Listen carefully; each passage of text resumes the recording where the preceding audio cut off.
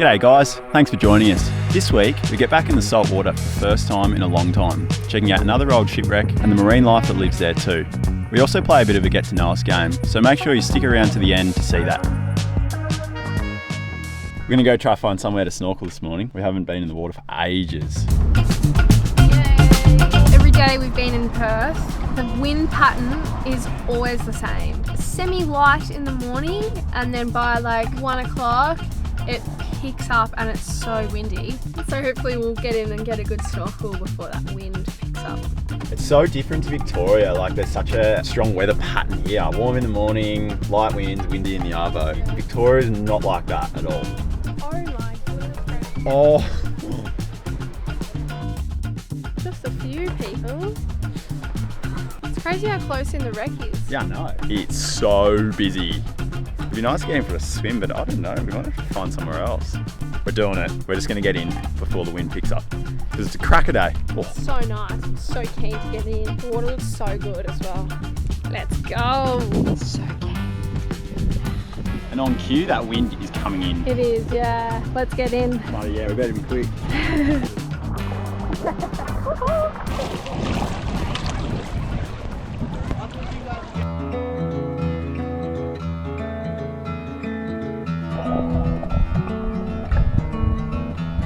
The thing about the beaches around cities is the water is always polluted with plastic, which is such a shame.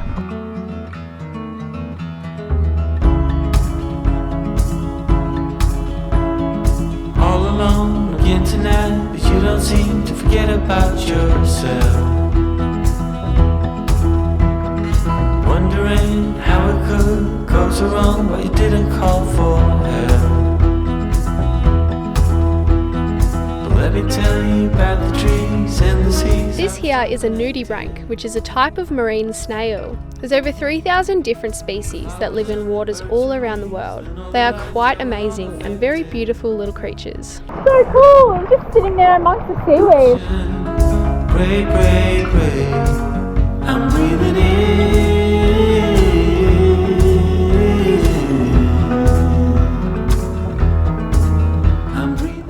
A lot of threshold training in my brother's pool, and I think it's actually worked. I feel like I've improved a lot, especially because we haven't dove in so long.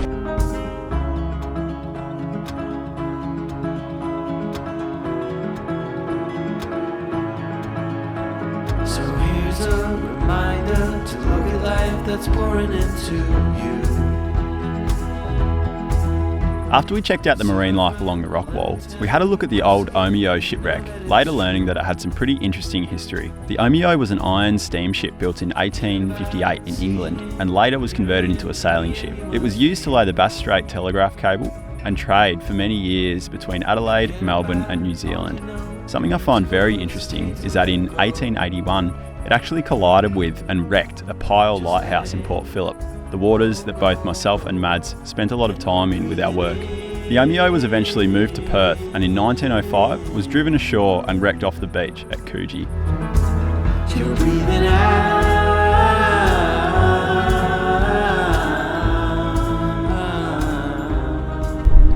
Oh, it's windy now.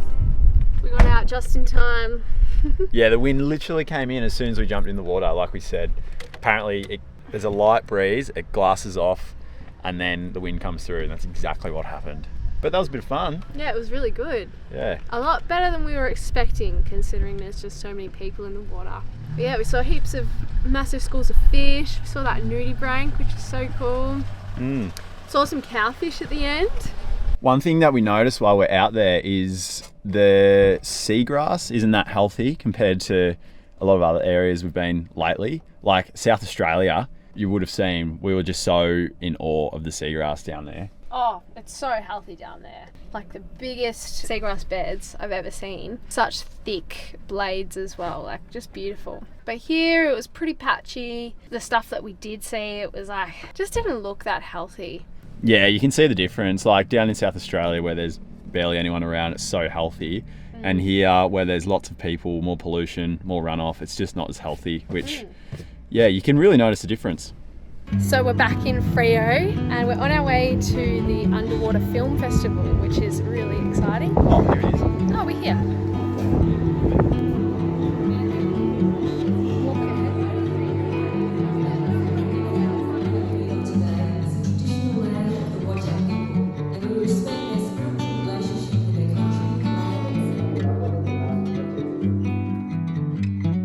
quick interval and we got ourselves an ice cream.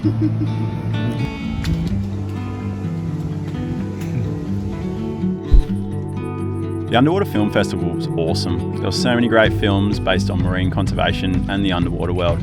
We were absolutely in our element. So I put his eyes into my water, just looking at him to see the pupil moving.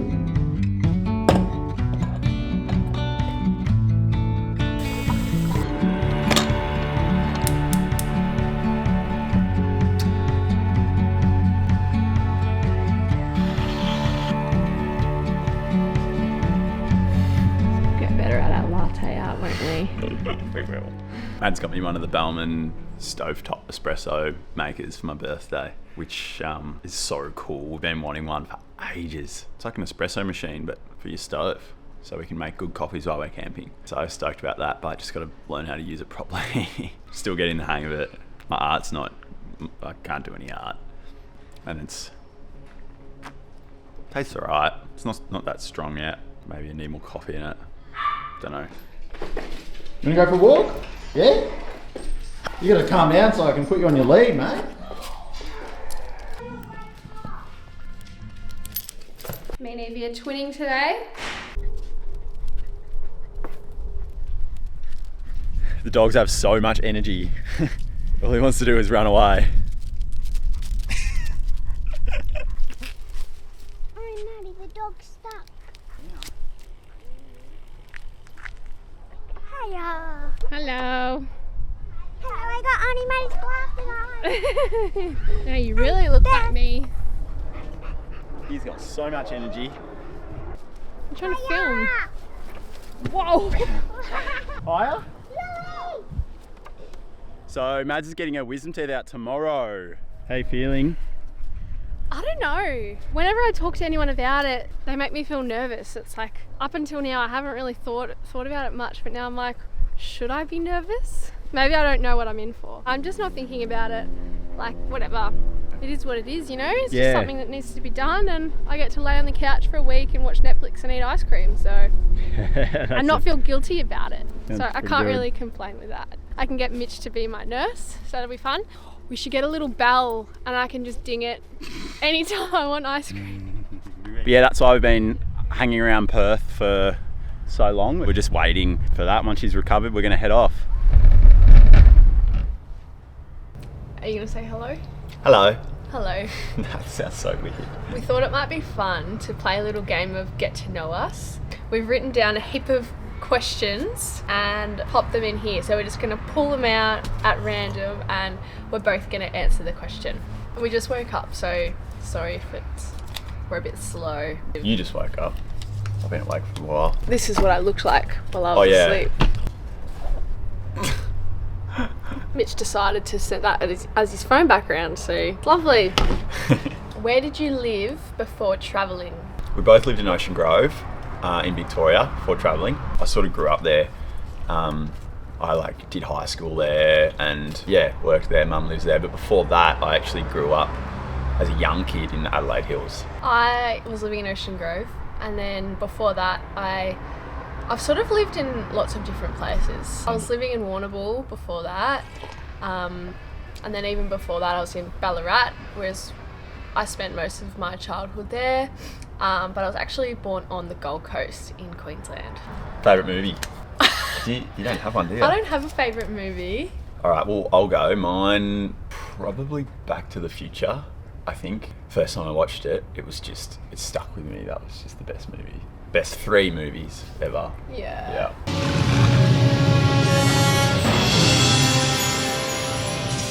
What did you do for work before travelling? Mitch and I were both working in ecotourism, so we're working on a snorkel charter out of Queenscliff, taking people swimming with dolphins and seals and into some rocky reefs and things like that in Port Phillip Bay. So that's where we met, and we were both there for a number of years. I was a snorkel supervisor, so basically leading the snorkels, getting people in the water. What was your role? Oh, so I was, for the last year, I was the skipper.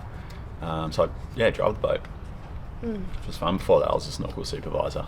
It was really fun. Did you go to uni? What did you study? Did you go to uni? No. Did you go to uni? Yes, I went to uni. I studied environmental science, majoring in marine biology, down at Deakin in Warrnambool. So I spent 3 years down in Warrnambool doing that. And then I had a couple of years off where I just wanted to work and earn some money for the first time in ever. So I went into the workforce and I did a range of different jobs. Some in the marine field, some random. And then I decided I wanted to go back to uni and do my honours. So that was an extra 9 months. For my thesis, I wanted to find out how informal marine educators were teaching people about the ocean and specifically the Great Southern Reef. And that was because my passion sort of in the marine field is education. I love connecting people with the ocean through education and seeing their appreciation grow once they understand something more. And that stemmed from my ecotourism experience. So getting people in the ocean that have like never been in it and just seeing their eyes light up once they see a fish or see a dolphin, like that's so rewarding to me. So I wanted to see how I could bring those two things together for a project. So that's what I did. Yeah. And I did that down in Queenscliff, Deakin in Queenscliff there. Yeah. Yeah, and you smashed it. Thanks. And it'll be published soon. Well, yeah, my honours supervisor and I are in the process of trying to get my work published. So very, very exciting times. Yeah. And hopefully I can share more once it is. Part of that is with our videos, we because we're both passionate about the marine environment, you've obviously got a lot of knowledge.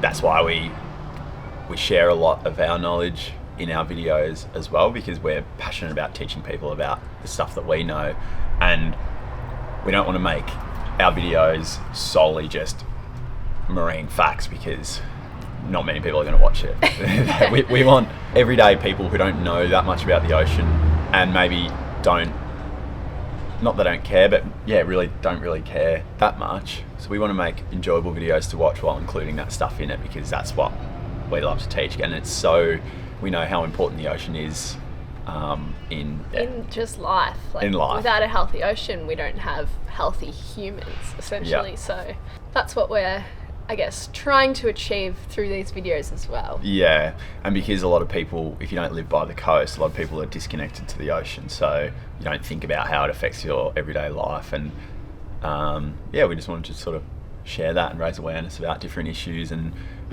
teach people about interesting things. And we know that a lot of people have enjoyed learning about what we've sort of been teaching as well, which is really nice to know. So we're going to keep doing it. Yeah.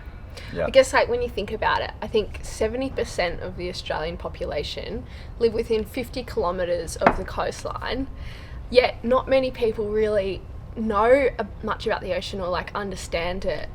And I guess that's the gap that we're trying to close through these videos in a way. Oh, and one of the biggest things, I guess, for most people, if you're not a diver or if you're not a surfer, is you see the water, but you don't see what's underneath as well. And you can't see, if a forest has been chopped down, you can see that area and that forest has been taken away. But if a kelp forest has died out because that ocean or that water is getting warmer, you don't see it. The water looks exactly the same. It still looks healthy, as healthy as it was 500 years ago. It's the water feature. The water feature's just turned on, so there's a little bit more background noise, but apologies. Sorry for that. Hopefully it still sounds okay. Yeah. All right, we'll go next question then. Next question. Place most excited about seeing? That we haven't seen yet. I think this is a pretty obvious one. Very excited to see Exmouth and the Ningaloo. That's been on the top of my list for quite some time. Yeah, exactly the same. That area, and it's hard because what we've both learned is you don't want to build up expectations in your head of a place. But I'm so excited to go and see that reef and that area. Yeah, very keen. Looks so good. Favourite band or artist? Either Led Zeppelin or Pink Floyd. Yeah, I don't think I can choose out of the two, but... Mine would be Tame Impala and Khruangbin. then Mitch and Vega. And favourite song? That's my You just got to say your my favourite little song. wild card. What's your favourite song? I don't have a favourite song. I don't have one. Mine's Rock Casbah By The Clash. by The Clash. What made you want to travel? I think for me, I hadn't been anywhere for a long time after COVID, and I was very excited about getting out into the world. And being a photographer, I was really excited about just, taking photos of new places and just surfing and diving in new areas as well, and just having new experiences. I think in the last sort of year or two, haven't been too fussed about choosing a career path or anything like that. Just wanted to get out and see the world. Yeah, I think definitely COVID was a big thing, like, being kept in one place for so long. Ooh, Oh, it's off. water feature just turned off. Being in one spot for so long, was giving me the biggest itchy feet. But I've wanted to travel Australia for a while, so it just, and doing 4 years of uni as well, that really made me want to travel. After being in one place for so long, just studying, I was very excited to go out and travel. And traveling Australia just made so much sense because there's such a big, beautiful country that we have right here. Yeah, we should have made that question, what made you want to travel Australia? Favourite place you've travelled to so far on Australia trip? Does that make sense? On Australia trip. I think probably South Australia and the Eyre Peninsula for me. I think that's such a hard one because there was so many, along the east coast as well, so many nice little cool spots. But I think overall the Eyre, just rugged, wild, so much wildlife, marine life. Yeah. It was awesome. It would have been, we didn't dive at all. It would have been nice to snorkel and dive. We surfed a little bit, but it was just an awesome spot. Yeah, it was so cool. What's your favourite? Probably South Australia as well. It was so wild and rugged and beautiful. Yeah, pretty much everything Mitch said. So much wildlife, beautiful water, crystal clear ocean and just white sand, so stunning. Yeah, some awesome spots. Yeah. All right, last question. Favourite camping dinner? My go-to would have to be just a curry, just the old humble curry. I love a big pot of curry. So easy, so yum, and What sort of curry? green curry would have to be my favourite. Yum. Tofu and veggies. I think mine's probably Mexican. Yeah, big Mexican bowl. I think Mexican bean mix bowl. Yeah, that's mine. Anything that's easy and simple is And tastes good. a big tick for me. Cool. Well, yeah, that's a little bit more about us. Hope you enjoyed it. We had a bit of fun. I had a That bit of was fun fun. playing that. Yeah, we're really bad at talking like that, ending those things, starting those things. We get really awkward. I know, we are really bad at it. Yeah, we get really awkward. So, yeah, right now. All right, we're gonna finish this. All done. How you feeling? I feel good. I can't feel a thing. But I'm glad it's over. Yeah. Yeah. It went so quick. I just have my music in. Oh, you look so funny. I feel like a baby when they first discover their tongue. I can't feel it until it's just moving around. Cheeks are starting to swell up. Really? Yeah.